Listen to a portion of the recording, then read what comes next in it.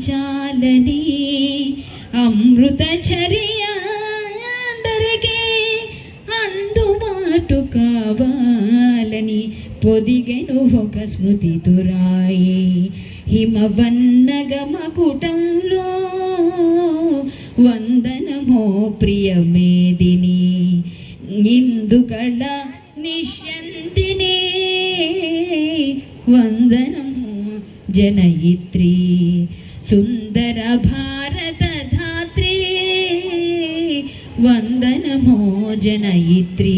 ఈ భారతదేశంలో పుట్టిన ప్రతి ఒక్కరూ ధన్యులు, పుణ్యజీవులు. నిజంగా ఈ భారతదేశంలో పుట్టినందుకు గర్వించండి, భారతీయులుగా జీవించండి, హిందూగా జీవించండి, హిందూగానే మరణించండి. అమ్మని మార్చినట్టు మతం మార్చకండి. ఈ మతం మార్చిన వాళ్ళ వెనక వెళ్ళకండి, వాళ్ళ ప్రలోభాలకి లొంగకండి. ప్రతి ఆడపిల్లని జాగ్రత్తగా కాపాడుకోండి. ఎక్కడ ఏ సమస్య వచ్చినా హిందువులకి గుళ్ళు గోపురాలు అయితే నేనెందుకు వెళ్ళాలి, పక్కింటోట్లో ఉన్నారు వాళ్ళు వెళ్తారు, వాళ్ళకి పేరు కావాలి, వాళ్ళకి ఫేమ్ కావాలి అనుకోకండి. నీ పని నువ్వు ప్రతి ఇంటికి వెళ్ళాలి.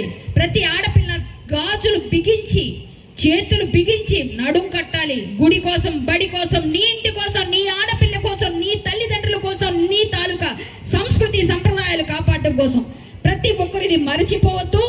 ఎప్పటికీ కూడా నేను కాదు, ప్రక్కింట్లో ఇంతకుముందు చెప్పినట్టుగా మా ఇంట్లో వద్దండి, శివాజీ పుట్టొద్దు, మా ఇంట్లో ఝాన్సీ లక్ష్మీబాయి వద్దు, రుద్రమదేవి వద్దు, ఎందుకంటే వాళ్ళు వెళ్ళిపోతారు, మాకు శోభ మిగిలిపోతుంది. పక్కింట్లో పుడితే మేము జై కొడతాం అనకూడదు, మా ఇంట్లో పుట్టాలని కోరుకోండి ప్రతి ఒక్కరు.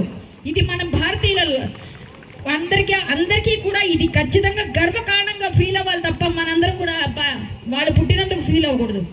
ప్రతి తల్లికి కూడా అమ్మ మీ అమ్మాయిలు జాగ్రత్త, ఇది ఒకటే నేను చెప్పగలను. మీ పిల్లలు జాగ్రత్త, మీరు వాళ్ళని ఒడిసి పట్టుకోండి. 9 నెలలు కాదు, ఇప్పుడు కూడా మీరు ఒడిసి పట్టుకోవాలి. దానికి మీరందరూ సపోర్ట్ చేయాలి, మగవాళ్ళందరూ కూడా. ప్రతి ఒక్కరు ఆలోచించండి, మన పిల్లల్ని మనం కాపాడుకోవాలి. చాలా వలలు వేస్తున్నారు, అది చాలా కష్టంగా ఉంది.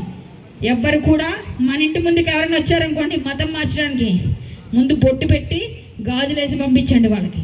ఖచ్చితంగా ఇదే చేయాలి మనం. బొట్టు ఎందుకు పెట్టాలో చెప్పండి, రామనామం చేయించండి, సరేనా?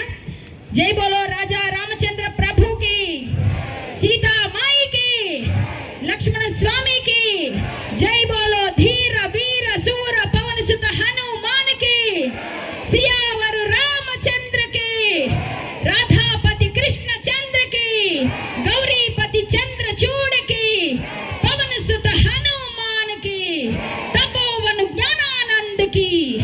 100 సంవత్సరాలు విజయ పథంలో సాగిస్తున్న ఇలా మనందరినీ ఒక క్రమశిక్షణకు లోబడి నడిపిస్తున్న